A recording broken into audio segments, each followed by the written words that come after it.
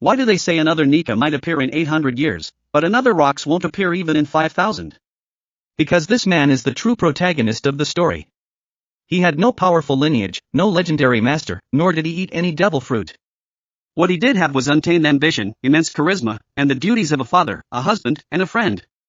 From among tens of thousands of wannabe pirates, a true conqueror emerged. Rox was a master of all forms of combat, all raw power, no cheap tricks. With his supreme swordsmanship and 3 types of hockey, he dominated the entire New World, recruiting the most powerful pirates of 40 years ago to his crew. At first, I thought Rox was an irredeemable villain, but he turned out to be a heroic and righteous titan.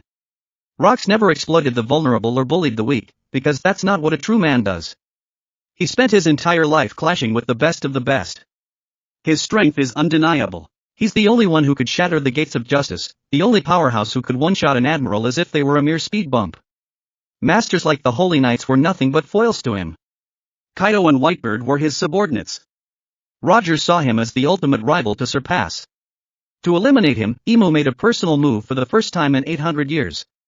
When Rox was alive, he united the New World and kept its strongest figures in line. Only after his death did the 4 emperors emerge, allowing Roger to become the Pirate King and Garp to earn his hero title. While everyone else was vying for power and fighting to the death at God Valley, Rox alone was doing everything he could to save his wife and child. In that oppressive era, Rox was a warrior for true love. Even knowing God Valley was a trap set for him, and that he'd face the strongest monster in the world, he never hesitated or backed down for a second. Even as he was being overwhelmed by Imu's dark power, Rox was still worried for his friend Figureland and for the safety of Ginny and her child. Ironically, such a loyal, righteous, and mighty legend of his time was killed by St. Garling. It's truly infuriating. It's hard to believe Oden and Rox were created by the same author.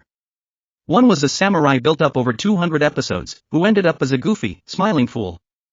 The other is a true hero, forged in just a few chapters. If Rox had a single flaw, it would probably be having a son who's a holy knight. The God Valley flashback has been running for half a year, yet nobody talks about Luffy anymore. Everyone is just obsessed with Rox's final fate.